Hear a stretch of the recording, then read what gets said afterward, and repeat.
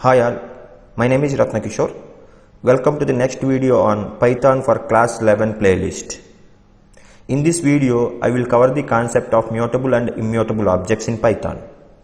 Actually, all the objects in Python can be categorized as mutable and immutable types.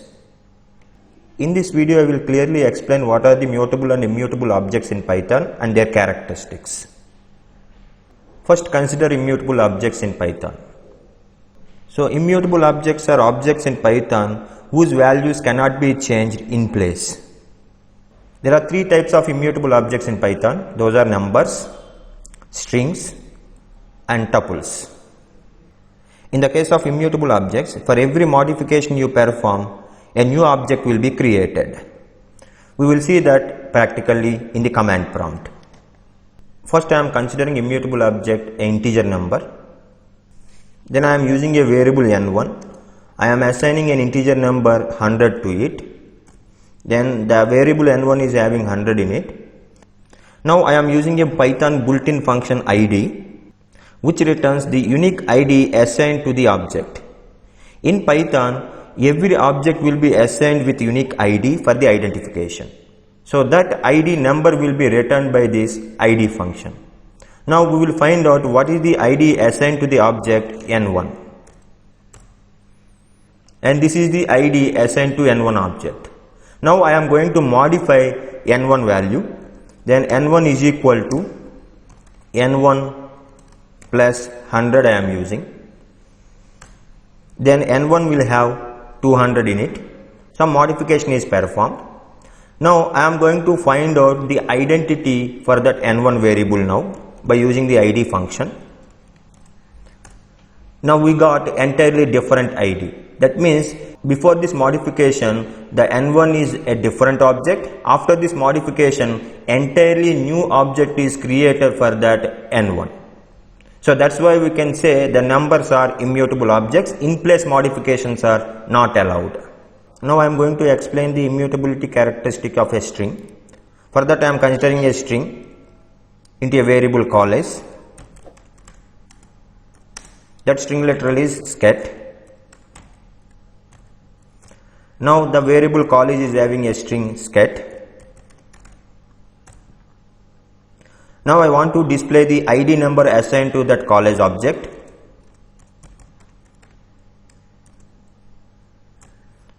So this is the id assigned to that college object.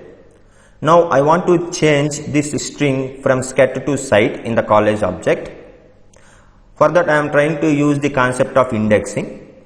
Here, in order to get site from the scat, we need to change the second character in the string. I am trying to use the indexing to change the character from C to I. Since it is the second character, the index would be 1. Then I am trying to assign I as the character in the position of C. But we got a type error. So what is the error message we got? String object does not support item assignment. Why we got this particular error message? Because strings are immutable object, in place modifications are not allowed. Suppose if you want to change the college name from scat to site in the college variable, I am using a new assignment entirely. College is equal to, then I am using SIET as the college name. Now the college variable is having SIET in it. Now if you check the id of college variable, you will get entirely different id. That means now the college object is entirely a new object, which is different from the college object which is created previously. So whenever we need some modifications, we need to get entirely a new object if that object is of immutable type. Now let me consider a tuple as an example. I am using a variable named t1. Then the tuple is having 3 values in it, 10, 20 and 30. If you observe the type of t1, you will get a tuple. Then I am going to get the id of this t1 object. We got this id. Then I want to change the first value of this tuple from 10 to 100.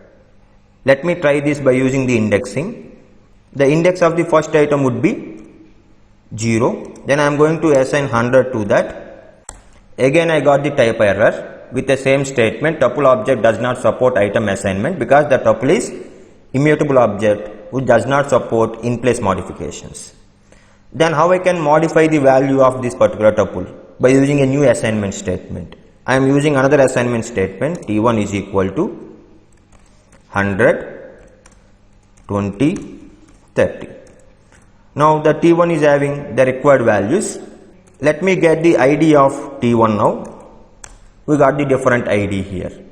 A new object is created because of this new assignment. So in this way we can say that the numbers, tuples, strings, these are all immutable objects where in place modifications are not allowed, and whenever you want modifications we have to get a new object entirely. Next, let me consider the mutable objects. In the case of mutable objects, in place modifications are allowed.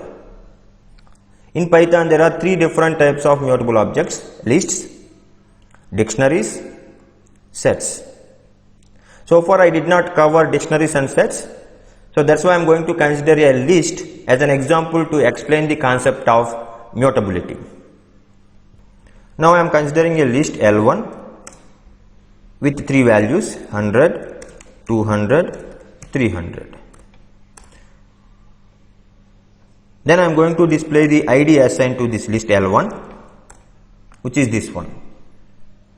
Then I want to modify this list such that I want to get 3000 in the place of 300. Then I am using indexing. Here the index of the third item would be 2. Then L1 of 2 is equal to, I am using 3000. Here this assignment is allowed. We did not get any error because in place modifications are allowed for the list, because these are the mutable objects. Let me consider the L1 now. Then we got 100, 200 and 3000. Modification is allowed.